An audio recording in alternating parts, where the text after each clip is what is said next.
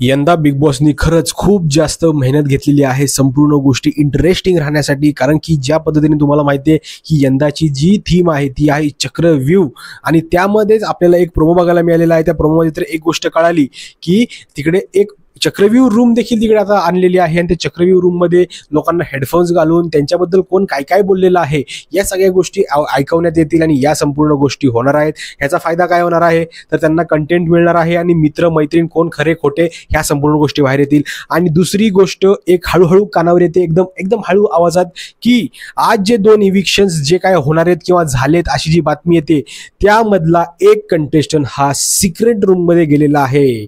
आता secret room तुम्हाला माहितीच असेल की ज्या पद्धतीने गेल्या वेळेस त्या मानेंना तिकडे ठेवण्यात आलेलो बाहेर की यार हे सिक्रेट रूम मधून संपूर्ण गोष्टी आपण बघू शकतो. या संपूर्ण गोष्टी बिग बॉसच्या घरामध्ये चालू आहेत. यार मित्रांनो, काय चाललंय यंदा काहीच कळत नाही, कारण की प्रेक्षक देखील चक्रव्यूहामध्ये अडकलेले आहेत आणि कंटेस्टंट तर अडकलेलेच आहेत त्या चक्रव्यूहात. ते ऍक्च्युली खेळतायत आणि आपण ते चक्रव्यूह बघतोय. आता हेच बघणं खूप इंटरेस्टिंग राहणार आहे की कुठला सदस्य घराच्या बाहेर गेलेला आहे आणि कुठला सदस्य त्या सिक्रेट रूम मध्ये गेलेला असू शकतो. हे खूप जास्त इंटरेस्टिंग आहे मित्रांनो. तुमचं काय मत आहे नक्की कमेंट करून सांगा, कारण की तुमचं मत हे खूप जास्त महत्त्वाचं आहे. मित्रांनो, भेटूया पुढच्या व्हिडिओमध्ये. तोपर्यंत जय हिंद, जय महाराष्ट्र.